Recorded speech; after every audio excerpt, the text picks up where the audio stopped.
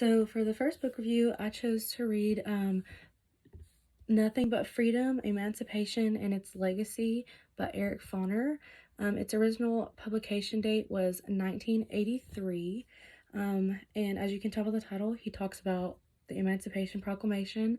And he goes a lot in depth with like the Reconstruction era and what the Emancipation Proclamation did for the slaves themselves. One thing that I found really interesting about it was he talks about how it challenged like the planters and the economic resources they had. He talks about were they able to hold on to resources? What did they do with them? And also, what part did the slaves play in the Emancipation Proclamation? He talks about what they did themselves, how they contributed, what they did after it was issued. So I found that really interesting.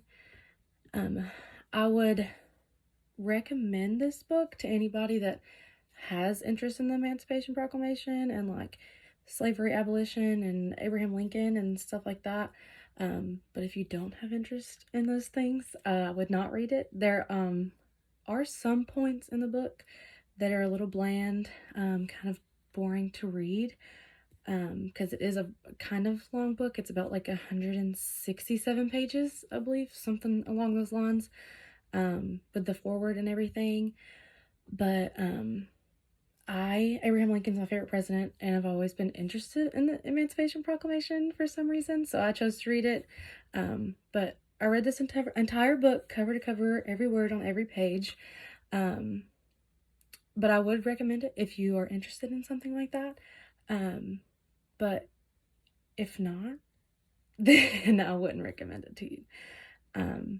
I built a lesson plan around the book by tying it into the Civil War and the effects the Civil War had, and the Emancipation Proclamation was something that led into that, or was a part of the Civil War.